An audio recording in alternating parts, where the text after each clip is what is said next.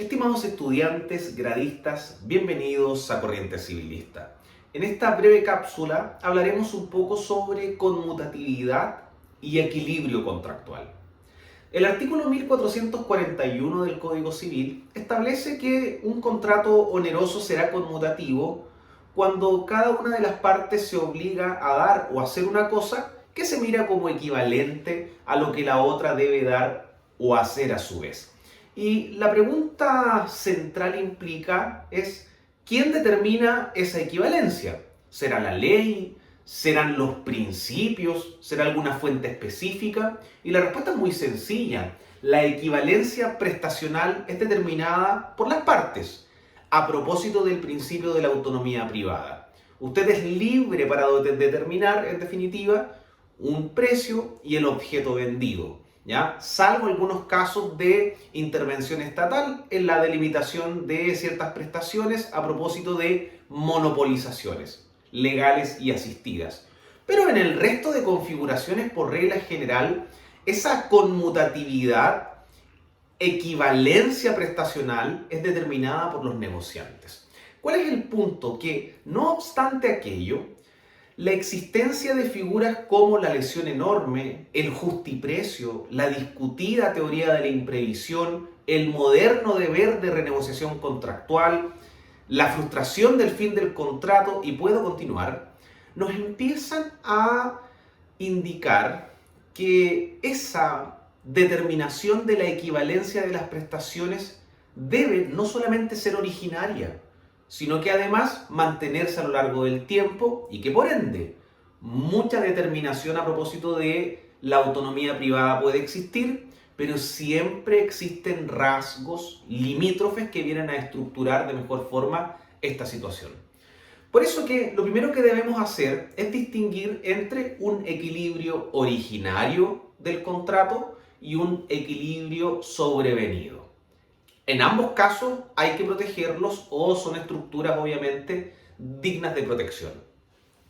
Cuando nosotros hablamos de un equilibrio originario, implica que en el proceso de formación obviamente de este contrato, las prestaciones que comienzan a discutirse, la que en definitiva además se va a pactar y se va a desarrollar, tenga una equivalencia que no se haya visto influenciada muchas veces o por una desproporción prestacional culpable o bien como establece cierta doctrina moderna como el profesor Antonio Manuel Morales Moreno, que exista en definitiva una influencia dolosa que a la larga determine efectivamente una desproporción de las prestaciones. ¿Por qué?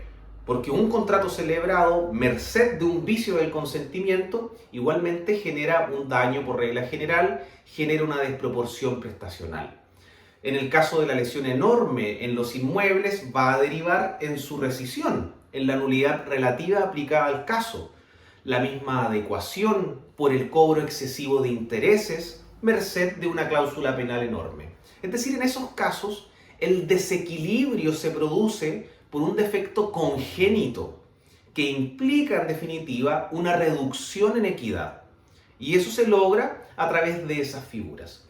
Ahora, puede ser que en definitiva en su estructura congénita u originaria el contrato esté perfectamente equilibrado, pero por diversas circunstancias posteriores pierda esa conmutatividad originaria si realizamos un ejercicio de contraste básico y comparativo. Ahora, ¿cómo de forma sobrevenida puede perderse ese equilibrio que implique la intervención para realizar los ajustes de reducción en equidad? Hay dos formas que esto suceda. Primero, porque se genera un incumplimiento de contrato. Porque si hay un incumplimiento de contrato, y a contrario sensu, alguien que sí cumple o está ya no a cumplir, lógicamente se genera una desviación del programa prestacional que altera el equilibrio contractual. En ese campo, el afectado tendrá toda la paleta de colores de remedios contractuales, sean estos generales o particulares, para poder tutelar su crédito, atacando lógicamente al deudor.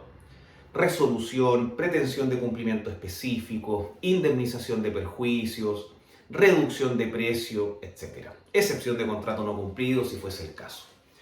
Ahora, también puede suceder que por un hecho no imputable al deudor se altere esa sensación de equilibrio prestacional y que gestione en definitiva una excesiva onerosidad, ¿ya? Estamos acá ante un hecho que, si bien es resistible a un costo humano demasiado importante patrimonialmente hablando. Por lo tanto, podemos utilizar, si bien ha sido discutida en nuestra legislación, la teoría de la imprevisión.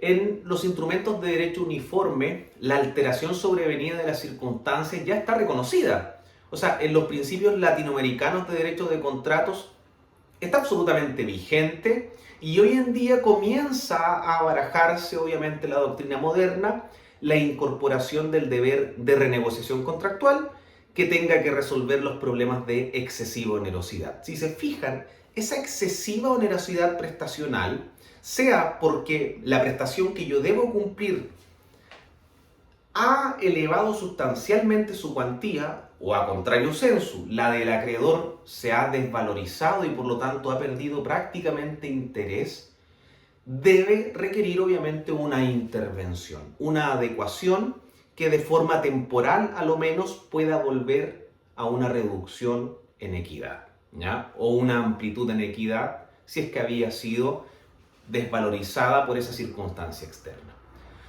En definitiva, brevemente lo que les trato de indicar es que hay muchos principios que utilizan ciertas instituciones de nuestra legislación civil para poder lograr esa adecuación, y es algo que debemos obviamente armonizar para poder comprender cómo todo nuestro sistema civil está absolutamente interconectado. Cuídense, un gusto, que estén muy bien. Yo sé que esto es un tema quizás un poco complejo, pero bueno, hay que tratar de simplificarlo de todos modos en su momento. Cualquier duda me escriben obviamente donde siempre. Chao, chao.